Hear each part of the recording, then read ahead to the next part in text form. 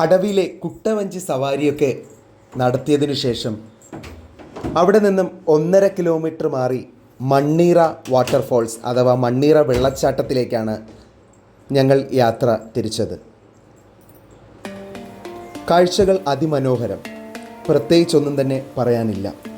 വളരെ തിരക്ക് കുറഞ്ഞതും അധികം ആരും വന്നു ചേരാത്തതുമായിട്ടുള്ള ഈ വെള്ളച്ചാട്ടം കാണുവാൻ പ്രത്യേക ഭംഗി തന്നെയാണ്. ഇപ്പോൾ ഇവിടെ എത്തുന്ന സന്ദർശകർ പ്രത്യേകം ശ്രദ്ധിക്കേണ്ട കാര്യങ്ങളിലൊന്നാണ് വാഹനത്തിൻ്റെ പാർക്കിംഗ് എന്ന് പറയുന്നത്.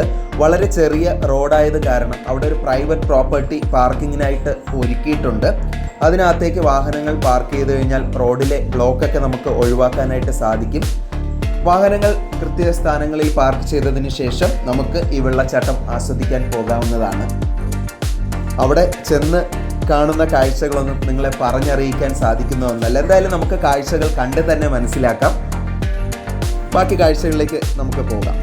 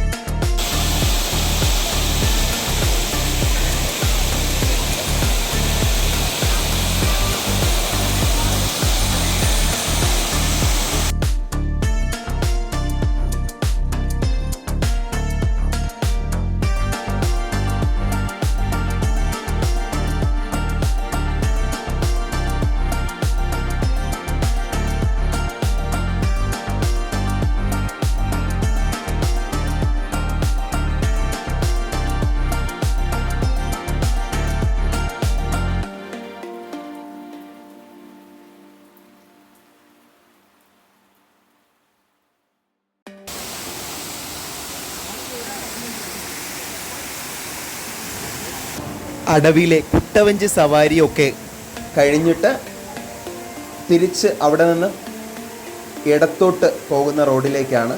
1.5 കിലോമീറ്റർ മാറിയിട്ടാണ് ഈ മണ്ണീറ വാട്ടർഫോൾസ് സ്ഥിതി ചെയ്യുന്നത്.